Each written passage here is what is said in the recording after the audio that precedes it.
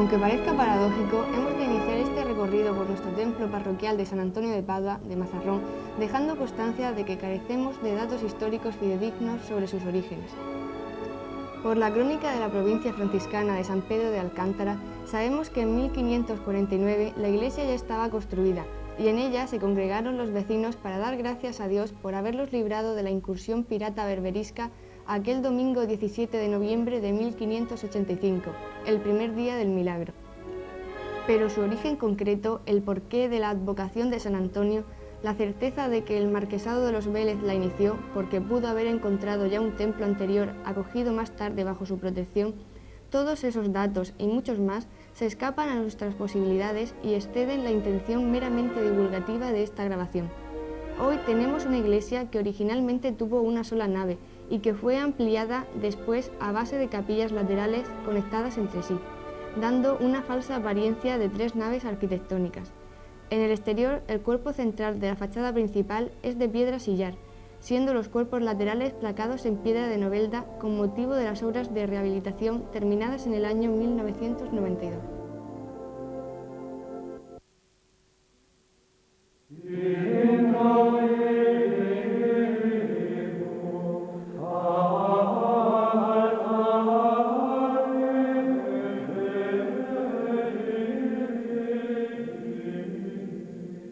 Era la tarde del 11 de octubre de ese año emblemático por los fastos de uno y otro signo que conmemoraron el 5º centenario del descubrimiento de América. Pero también se cumplían 5 siglos del inicio de una enorme tarea evangelizadora en el entonces llamado Nuevo Mundo. 30 años atrás, el 11 de octubre de 1962, tenía lugar en Roma la solemne inauguración del Concilio Ecuménico Vaticano II. En fecha tan significativa, el entonces obispo de Cartagena, excelentísimo y reverendísimo señor don Javier Azagra Laviano, procedía a la dedicación de la iglesia parroquial de San Antonio de Padua, de Mazarrón. Desde ese momento podrían aplicarse a este lugar las palabras del Apocalipsis que rezan en la placa de dedicación: esta es la morada de Dios con los hombres. Os invitamos a recorrerla más que desde el arte o la historia, desde nuestra condición de hijos de Dios y de la Iglesia, cuya fe será nuestro mejor Cicerone.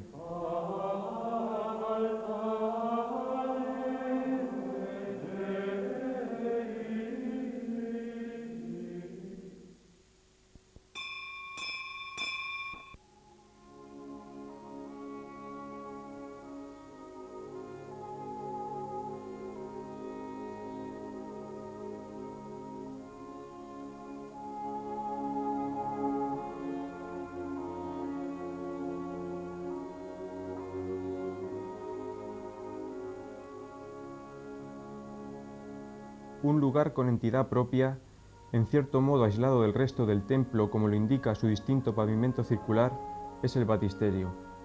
En otros tiempos situado junto a la entrada de la iglesia, por ser el sacramento que aquí se administra la incorporación a la comunidad de los creyentes, hoy se prefiere esta nueva ubicación para facilitar así la celebración comunitaria del sacramento del bautismo.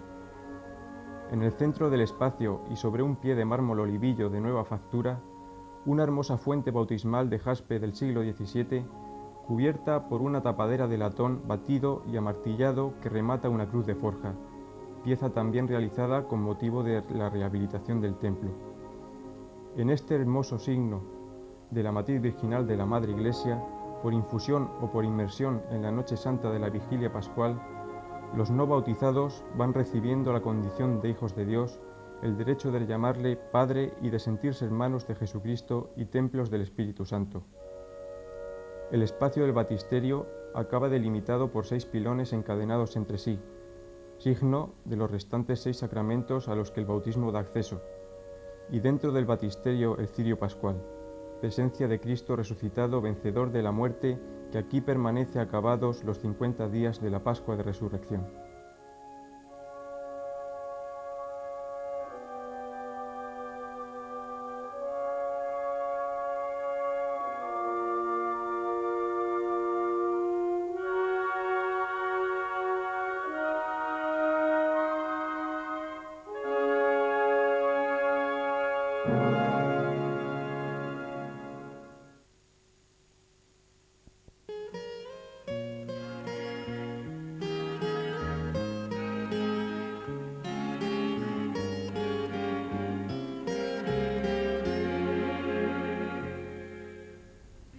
Los pecados cometidos después del bautismo son perdonados por el sacramento de la penitencia. En la capilla que en tiempos pretéritos albergó la pila bautismal se encuentra hoy la sede del perdón, el lugar donde el penitente, cara a cara o manteniendo su anonimato a través de la celosía, arrodillado o sentado, tiene la posibilidad de reconciliarse con Dios, consigo mismo y con la Iglesia a través de este sacramento de sanación y de vida.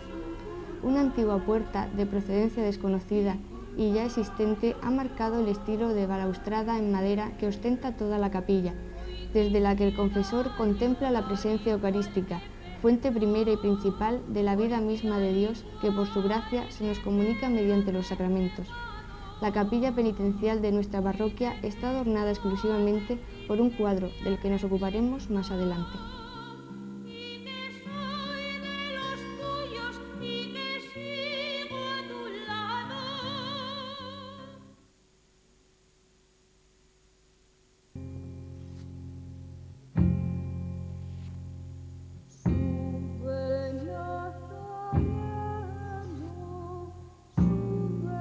El perdón de parte de Dios, condición indispensable del perdón que nosotros podamos otorgar, lo recibimos en la Iglesia, nacida del costado de Cristo muerto en la cruz.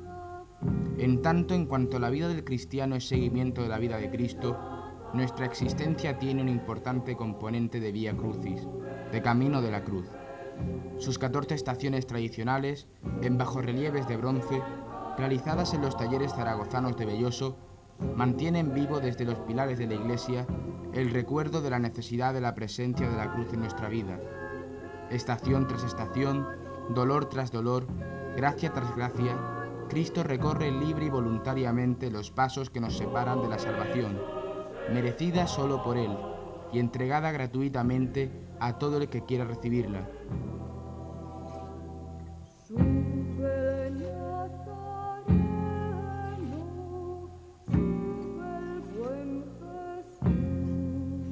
Los pilares adornados con uvas, fruto que nos da el vino que el Espíritu Santo habrá de transformar en la sangre del Señor, nos conducen a través de las antiguas gradas de mármol al presbiterio, donde los racimos se visten ahora del oro del trigo, anunciando el más admirable de los sacramentos, la Eucaristía.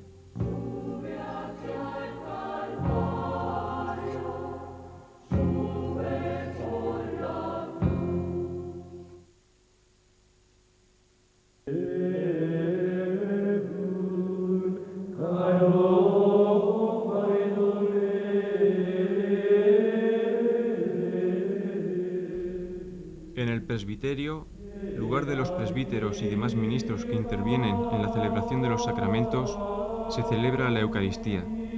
3 son los lugares destacados en este espacio principal del templo. La sede.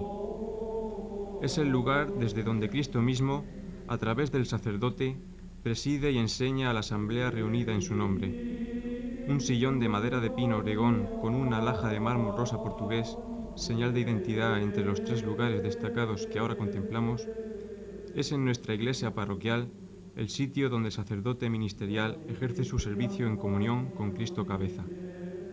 El ambón. Desde este segundo lugar destacado, Dios mismo habla a su pueblo mediante los lectores de su palabra. Es Cristo quien lo hace a través del Evangelio proclamado siempre por un ministro ordenado. El ambón de San Antonio es un bloque monolítico de mármol rosa portugués con un peso aproximado de 700 kilos, adornado en su parte anterior por una alhaja incrustada de mármol rojo alicante que muestra en sus 4 ángulos grabados los signos del tetramorfos, es decir, las figuras de la visión del profeta Daniel que la tradición cristiana ha identificado con los 4 evangelistas: el hombre de San Mateo, el león de San Marcos, el toro de San Lucas y el águila de San Juan. Este mármol rojo en el ambón, mesa de la palabra, apunta directamente a la mesa de la Eucaristía. El altar.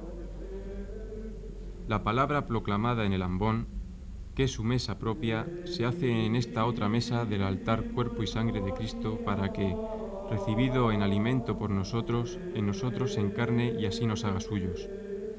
2 son las partes típicas del altar cristiano: el ara del sacrificio, pues la Eucaristía es actualización incruenta del sacrificio de la cruz, y la mesa del banquete eucarístico.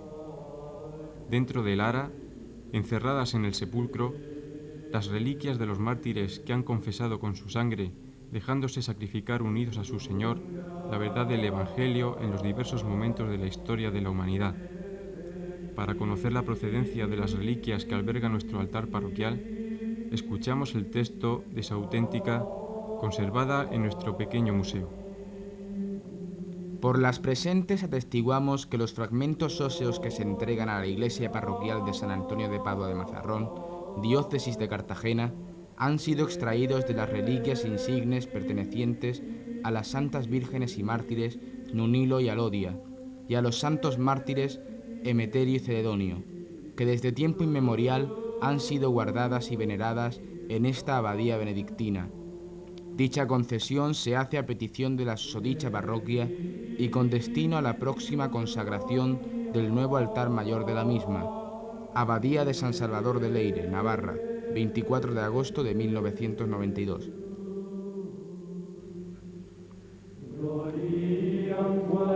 Sobre la mesa eucarística, en los ángulos y en su centro, de nuevo la cruz, que en el hambre es la comida, en la sed el agua viva y en la desnudez es el vestido. El altar de San Antonio es un armonioso conjunto de mármol rosa portugués, adornado por columnas jónicas de rojo alicante que hacen referencia al ambón, ya indicado anteriormente como mesa de la palabra. En el frontal, un crismón metálico nos recuerda que el altar es presencia real y permanente de Jesucristo, razón por la cual es venerado con la inclinación profunda, el beso y la incensación, manifestaciones todas ellas justamente debidas a quien es, al mismo tiempo, sacerdote, víctima y altar.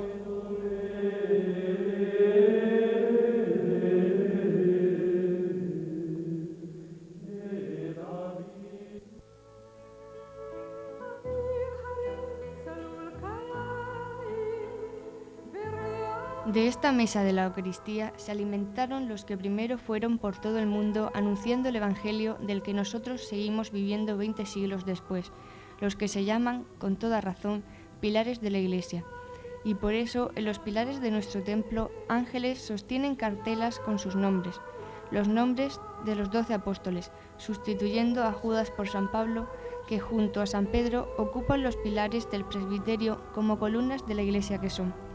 Mirando a lo alto, pilar tras pilar, nuestro corazón puede esponjarse con el gozo de recordar cómo nuestra fe es apostólica, lo cual no solo ha de darnos serenidad y esperanza, sino encender en nosotros aquel fuego que prendió en el corazón y la vida toda de los primeros evangelizadores, a fin de poner nuestra existencia incondicionalmente al servicio de la nueva evangelización, que será nueva en su ardor, en sus métodos y en sus destinatarios, pero no en sus fundamentos y contenidos.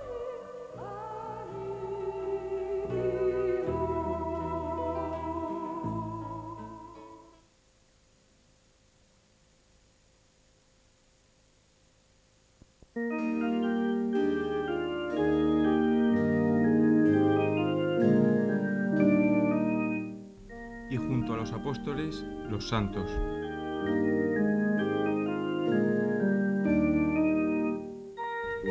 Santa Teresa del Niño Jesús, declarada junto con San Francisco Javier, patrona universal de las misiones.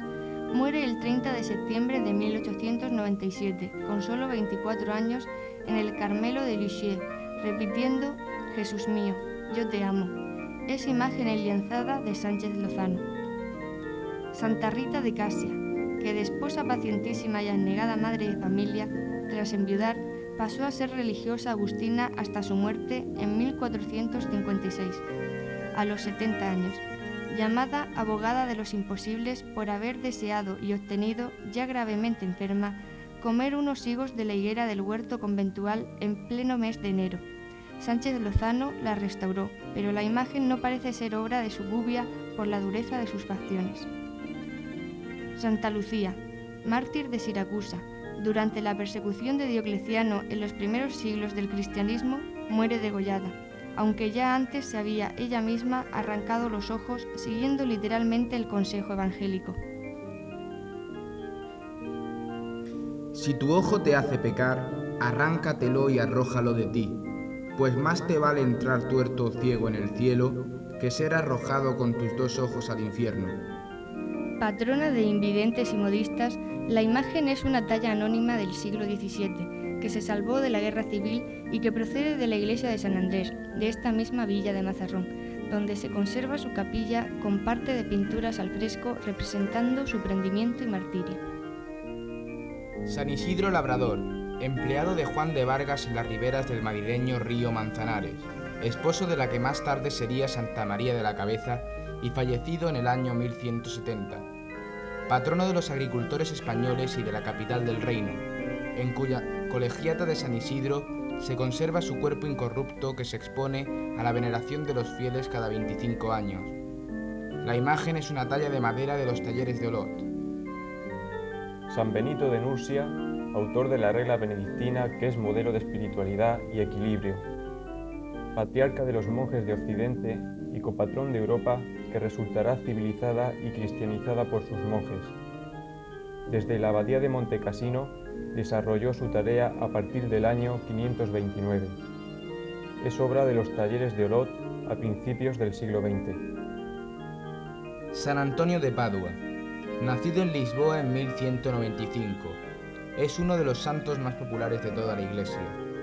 Primero clérigo regular de San Agustín, ingresa posteriormente en la Orden de los Hermanos Menores Franciscanos y con ellos desea ir a África para ser mártir del Evangelio. La providencia lo lleva a Italia, donde contacta personalmente con San Francisco de Asís, quien al descubrir de modo fortuito su saber teológico, le encarga la enseñanza de la teología y la predicación.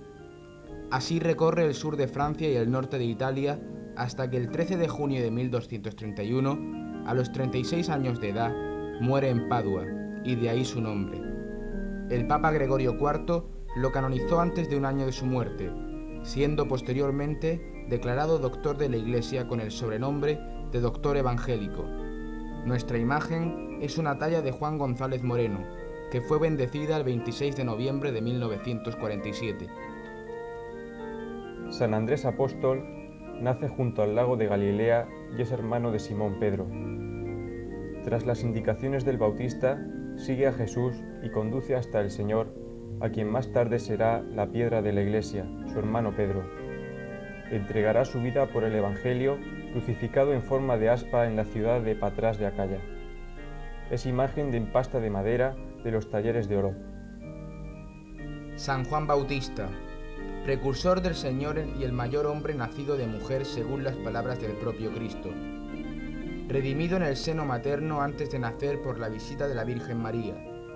Fue decapitado por mandato del rey Herodes Agripa, obedeciendo el capricho de Herodías y Salomé. Imagen en pasta de madera.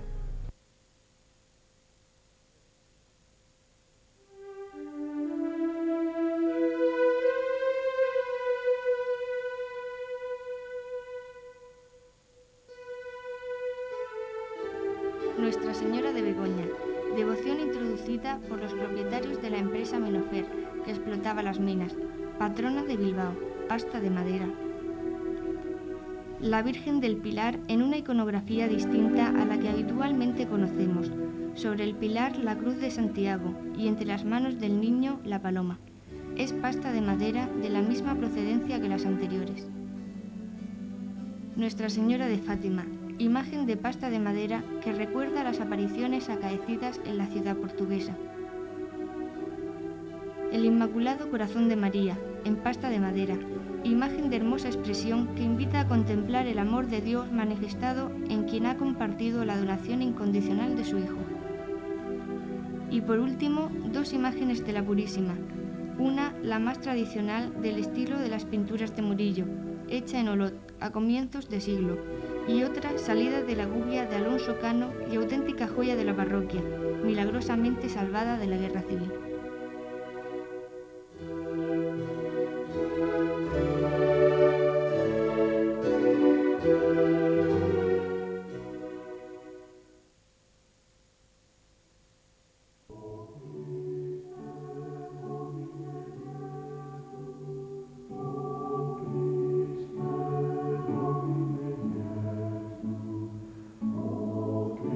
Terminadas las imágenes de los santos, reparamos en las menos abundantes del Santo de los Santos, nuestro Señor Jesucristo.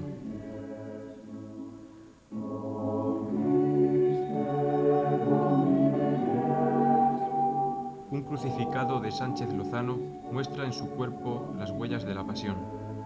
Es un Cristo ya muerto en la cruz, donde libremente ha entregado su vida por nosotros, con el costado abierto por la lanza del soldado, de donde nacerá la Iglesia, simbolizada en la sangre de la Eucaristía y el agua del bautismo.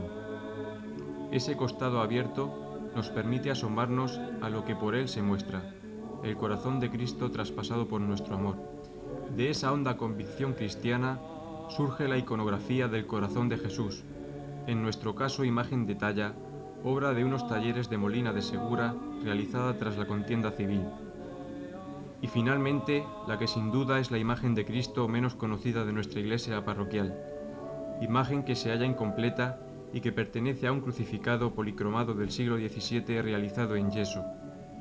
Se encontró cegando como un escombro cualquiera la entrada a lo que en otro tiempo fue capilla hecha, como aún consta en la inscripción, a devoción de Guzmán García Cerón y su mujer Clementa Marcos. De nuevo, la ausencia de datos históricos nos deja sin explicaciones verosímiles.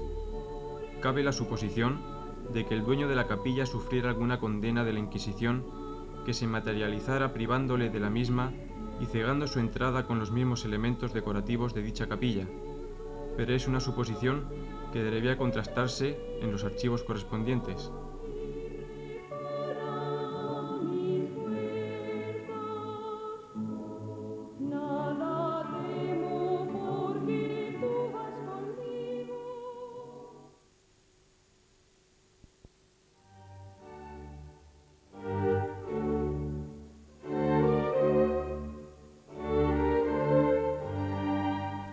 Terminado el recorrido por las imágenes, nos detenemos en las pinturas.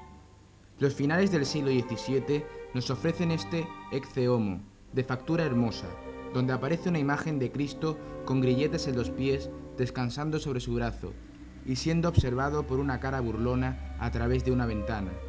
El cuadro, de autor anónimo, está pendiente de restauración.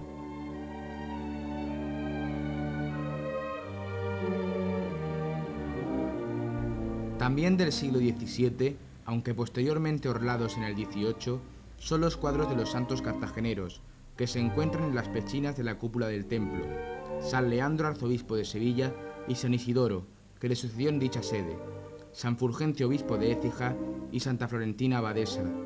Recuperados tras 2 años de restauración, constituyen una de las mejores muestras de la pintura barroca en nuestra diócesis de Cartagena.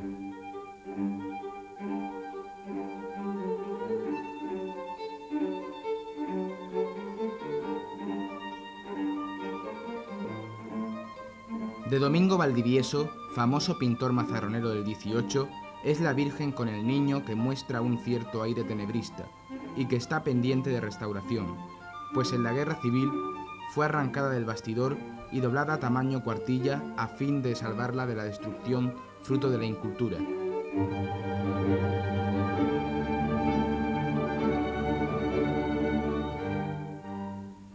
Y ya en este siglo nos encontramos algunas obras de importancia, como son la Inmaculada de Muñoz Barberán, que coronó el retablo de la posguerra y que hoy adorna el coro del actual templo, y 2 copias de obras famosas realizadas impecablemente por María López Vera. Se trata de Santa Ana con la Virgen Niña y de San Juan Bautista en su infancia.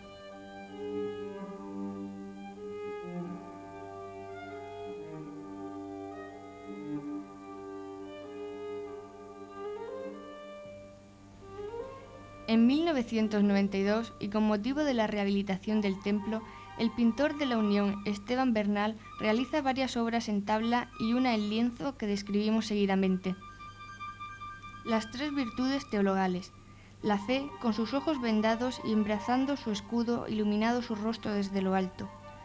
La esperanza, también recibiendo la luz desde el cielo y relajadamente sentada, con expresión de serenidad y firmeza, al apoyarse en su atributo propio, el ancla. La caridad, con rostro más común y mirando hacia los hombres, en función de los cuales está puesta por Dios, con sus característicos 2 niños acogidos y por ella alimentados.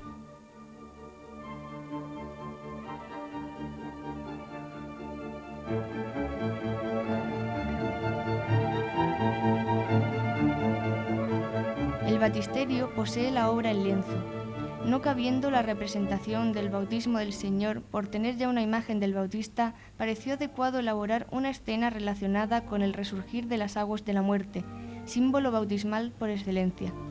Es lo que la tela muestra, con los discípulos al fondo en la barca de la iglesia. El primer plano viene ocupado por un Pedro angustiado que hace su profesión de fe pidiendo al Señor que lo salve, y un Jesús que lo rescata, pero sin mirarlo, expresando así el pintor el reproche que Cristo hace a su discípulo. Hombre de poca fe, ¿por qué has dudado? En la parte alta del cuadro los cielos se abren y apenas se vislumbra el Espíritu Santo en forma de paloma, tal cual los evangelios nos cuentan que sucede en el momento del bautismo del Señor.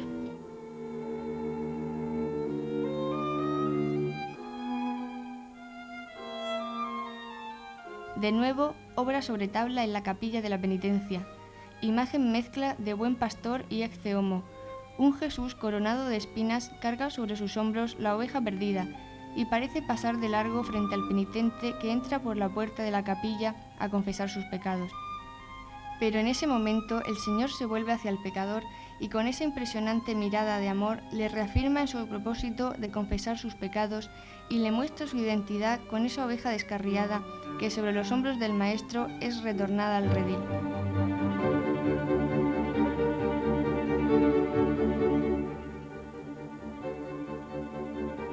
Nuestro recorrido por las pinturas del templo parroquial concluye en lo más alto del retablo, donde una tabla circular nos muestra al Padre Eterno con sus atributos clásicos de la corona triangular, signo de la Trinidad, y la esfera del mundo. No es el Dios justiciero y castigador, sino el Padre paciente que espera nuestro retorno y que derrama sobre todo aquel que desee recibirlo el don de la gracia por medio de los sacramentos de la Iglesia. Frente a esta última imagen, ¿cómo no recordar aquellas palabras del apóstol Pedro en una de sus cartas? Sabed, hermanos, que la paciencia de Dios es vuestra salvación.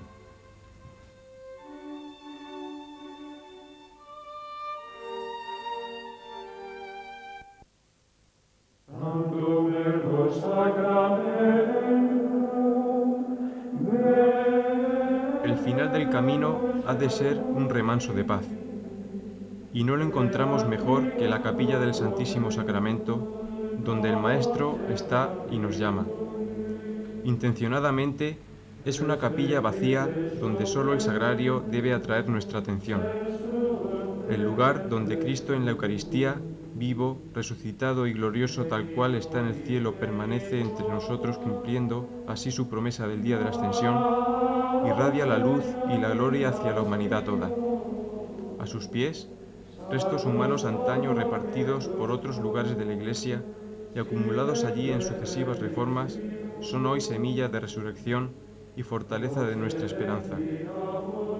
Los clavos que desde el siglo XVI sujetaron las vigas de la cubierta de la cúpula permanecen como signo de continuidad, cumpliendo ahora la tarea de sostener la luz que anuncia la permanente presencia del Señor.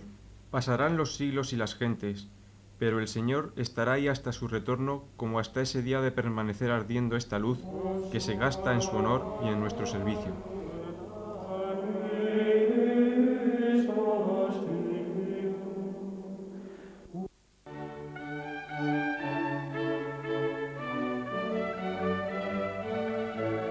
Ocho campanas, algunas de ellas procedentes de la iglesia de San Andrés, marcan los distintos momentos de la vida de fe de la comunidad.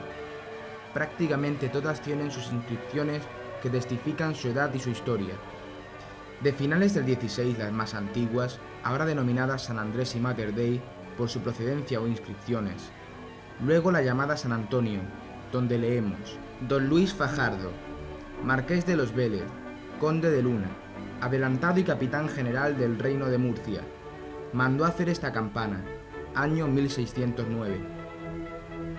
Pasando por la llamada Purísima Concepción y Jesús, José y María, llegamos a la que con el nombre de Nuestra Señora de América se fundió de nuevo en 1992 para conmemorar el 5º centenario de la evangelización del Nuevo Mundo.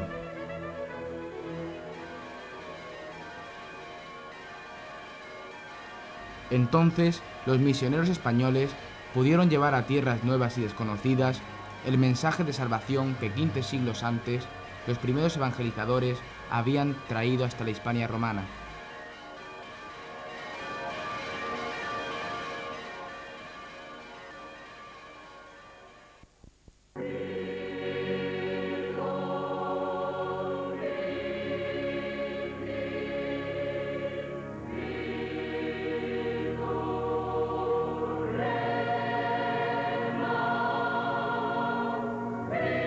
Hoy, a punto de empezar el tercer milenio de la era cristiana, nuestra iglesia parroquial de San Antonio quiere seguir siendo testimonio de la fe de tantas generaciones de hombres y mujeres que, a lo largo de los siglos, han vivido en este Mazarrón conforme a las enseñanzas de Cristo y han mantenido una luz que ha inundado sus vidas, haciéndolas resplandecer como hoy resplandece este templo. Apáguense sus antorchas, pero permanezca en nuestro corazón la llama de la fe hasta que el Señor vuelva.